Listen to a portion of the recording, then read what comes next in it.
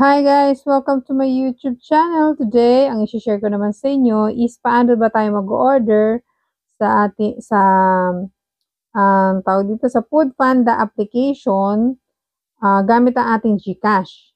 So let's proceed. So halimbawa ganito, puntahan mo yung Food Panda application na naka-install sa cellphone mo.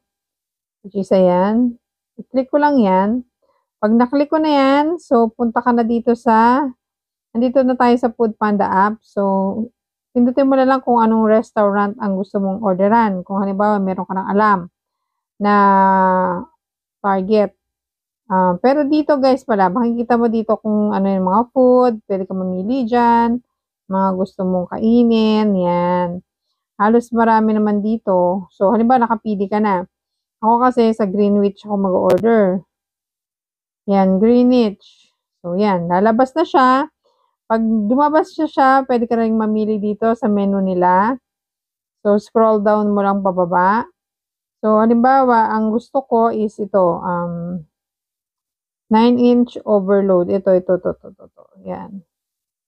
So, ang gagawin ko guys, i-click ko lang yan mismo. Tap mo yan. So, lalabas na ito, 9-inch overload double deal. So, meron silang choice A. Dalawa to choice A, and meron din silang sa kababa, choice B, kasi dalawa yung pizza na orderin natin. So, halimbawa, ito, ang gusto ko itong Hawaiian overload, itik mo to. Yan, titik mo lang, then sa baba, automatic na maglalabas na yung screen. Sa baba naman, itik ko tong all-in overload. Then, after that, automatic yung lalabas naman yung choice C kung may magustuhan ka pa. Ngayon, kung wala ka nang gustong i-add, okay lang yan. I-skip mo na yan and then pipindutin mo na ang add to cart. Yan, add to cart. So guys, ito, ang gagawin mo, i-click mo to, view your cart. So ayan, nandito na tayo sa view your cart. So ito nga, sabi dito estimated delivery time is ayan, merong 20 to 25 to 40 minutes. Tapos ito nga yung o-orderin natin, 'di ba? 9-inch overload. So gagawin lang guys, pindutin mo tong review payments and address. Yan, pindutin mo yan. So pag na-click mo na yan, so lalabas na guys kung ano yung delivery address mo. Then dito na yung delivery address. Tapos, meron din delivery instruction kung gusto mong ilagay yung complete address mo. Tapos, pwede ka rin maglagay kung ano yung nearest establishment dyan sa bahay nyo para mabilis mahanap ng rider. Ngayon guys, by the way, kung magpapadeliver ka naman para sa ibang tao, pwede mo rin gawin, just edit lang yung delivery address para dun sa tao na yun mo mapapadala yung food. Ayan. So, ito guys, no, ibababa na natin. So, dito sa delivery options, pwede kang mamili. Pwedeng saver, standard, priority. Magkakaiba lang talaga yung amount. So, kung priority, may additional 24.50. Pag standard, wala ka ng additional na babayaran. So ito nga guys, makita na natin. Kung gusto mo rin mag-tip kay rider, pwede rin naman. Ayan, meron siyang, pwede kang maglagay ng tip dito. Ngayon, kung ayaw mo, diretso lang, not now. So, meron guys, payment option dito.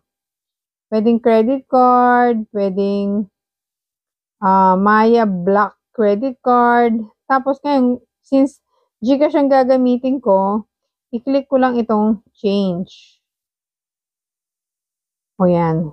Lalabas na guys dito kung ano yung gusto mo. So ako, GCash ang gagamitin ko. So i-click ko lang tong dito sa GCash. Yan.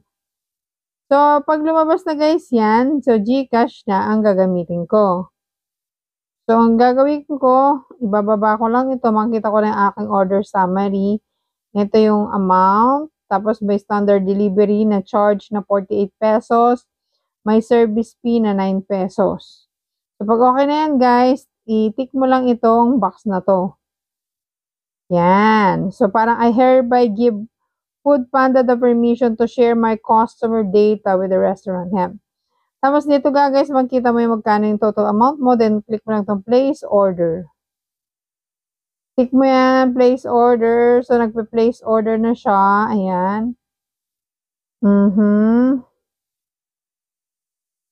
So, yan. So, wait natin ha. Ito guys. So, yan guys, lumabas na. Nag-30, got your order. Tapos, yung GCash ko, ayan o. Kita mo yung GCash ko. Your payment of 656 to Foodpanda has been successfully processed. So, ibig sabihin guys, yung aking GCash wallet ay nabawasan din ng 656. Automatic na yun kasi nakalink na itong aking Foodpanda doon eh. So, yan guys, so, nabawasan, na-deductan ako. Nadedakan ako nung 656. May text message naman na marireceive ikaw. Then, ito nga, nakalagay na dito, 30 to 45 minutes daw. Ayan. So, pinaprepare na yung food. So, hihintay na lang natin. So, ganun lang guys. Para easy na yung transaction. Hindi ka na kailangan maghanap pa ng pera para pambayad doon sa ano or maghagilap pa pag dumating yung rider kasi automatic bayad na yung order mo. And hindi ka, kumbaga tatanggapin na lang nung kung may naiwan man sa bahay nyo or kung ikaw mismo. So, ganun lang guys kadali. So, thank you so much for watching this vlog. God bless. Enjoy!